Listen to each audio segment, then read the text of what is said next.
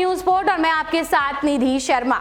पंजाब में भगवंत मान के नेतृत्व में आम आदमी पार्टी ने सरकार बनाकर अपना काम शुरू कर दिया है, जबकि बीजेपी उत्तराखंड और गोवा में अभी तक सीएम का चेहरा तय नहीं कर सकी और यूपी में भी औपचारिक घोषणा अभी तक नहीं की गई है। मणिपुर में एन बीरेन सिंह के नाम पर मुहर लगी है। ऐसे में सवाल उठता है कि नतीजे के 10 दिन बाद भी बीजेपी क्यों सरकार गठन नहीं कर सकी। देश में 5 राज्यों के विधानसभा चुनाव हो गए हैं, इसमें से 4 में बीजेपी और 1 में आम आदमी पार्टी को जीत मिली है। पंजाब में आम आदमी पार्टी भगवंत मान सिंह की अगुवाई में सरकार बनाकर काम में भी जुट गई है। वहीं चुनाव नतीजों के 10 दिन बीत जाने के बाद भी बीजेपी ने अब तक किसी भी राज्य में सरकार का गठन नहीं किया है।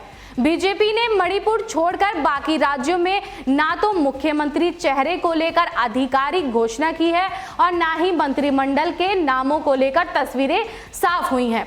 ऐसे में सवाल उठता है कि सरकार गठन को लेकर बीजेपी में क्यों सस्पेंस बरकरार है।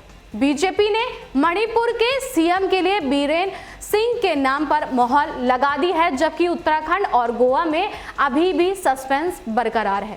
हालांकि उत्तराखंड और गोवा में सोमवार को बीजेपी विधायक दल की बैठक होगी, जिसमें मुख्यमंत्री पद के चेहरे पर मोहर लगेगी। वहीं उत्तर प्रदेश में शपथ ग्रहण की तैयारी शुरू हो गई है, लेकिन कैबिनेट को लेकर माथापत्ती चल रही है। सीएम के लिए योगी आदित्यनाथ का नाम तय माना जा रहा है, लेकिन औपचारिक घोषणा होना अभी बाकी है। उत्तर प्रदेश में बीजेपी ने योगी आदित्यनाथ के नेतृत्व में प्रचंड बहुमत के साथ सत्ता में वापसी की है। यूपी की सियासी इतिहास में 37 साल के बाद किसी पार्टी की सत्ता में रहते हुए वापसी हुई। ऐसे में 25 मार्च को लखनऊ के अटल बिहारी वाजपेयी काना स्टेडियम में प्रधानमंत्री नरेंद्र मोदी की मौजूदगी में शाम 4 बजे शपथ ग्रहण कार्यक्रम होगा।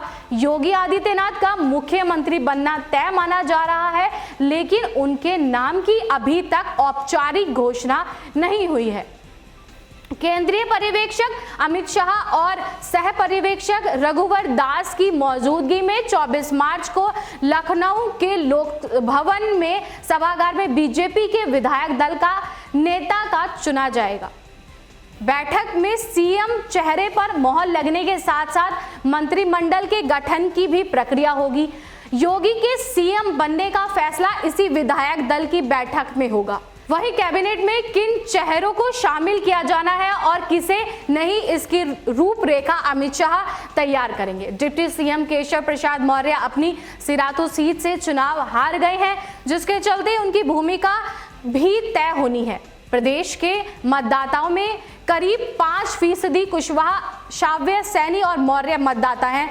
केशव इस वर्ग के सबसे बड़े नेता माने जाते हैं। ऐसे में बीजेपी इस वोट बैंक को साधे रखने के लिए केशव प्रसाद मौर्य को अहम भूमिका में रखना चाहती है।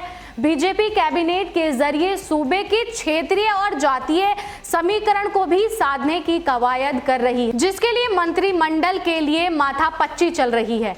ऐसे में देखना होगा कि इस बार बीजेपी कैसे सत्ता का संतुलन बनाती है। उत्तराखंड के सीएम पुष्कर सिंह धामी के चुनाव हार जाने के चलते बीजेपी को सीएम चेहरे के लिए मशक्कत करनी पड़ रही है। ऐसे में मुख्यमंत्री का ताज किसके सिर सजेगा, इसका फैसला आज सोमवार को होना जा रहा है। भाजपा विधायक मंडल दल की बैठक में होगा और केंद्रीय पर्यवेक्षक एवं रक्षा मंत्री राजनाथ सिंह मुख्यमंत्री के नाम का ऐलान करेंगे, तो सोमवार को ही प्रमोट स्पीकर बंशीधर भगत निर्वाचित विधायकों को शपथ दिलाएंगे।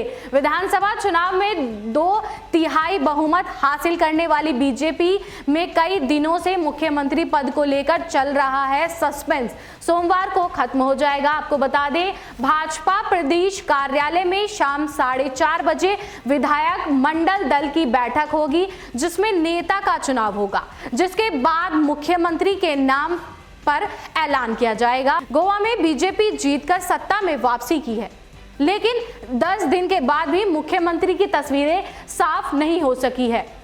आपको बता दें, ऐसे में विधायक दल की बैठक सोमवार को होगी, जिसमें मुख्यमंत्री के नाम पर मुहर लगेगी और शपथ की तारीख भी तय की जाएगी। प्रमोद सावंत और विश्वजीत राणे गोवा के मुख्यमंत्री पद के प्रमुख दावेदार माने जा रहे हैं। पिछले दिनों दोनों ही नेताओं ने नई दिल्ली में केंद्रीय गृह मंत्री अमित शाह से मुलाकात की थी। गोवा की 40 सदस्यीय विधानसभा के लिए हाल ही में संपन्न चुनाव में बीजेपी ने सर्वाधिक 20 सीटों पर जीत दर्ज की है। एमजीपी के 2 विधायक और 3 निर्दलीयों के समर्थन जताने से बीजेपी के लिए गोवा में सरकार बनाने का रास्ता आसान हो गया है।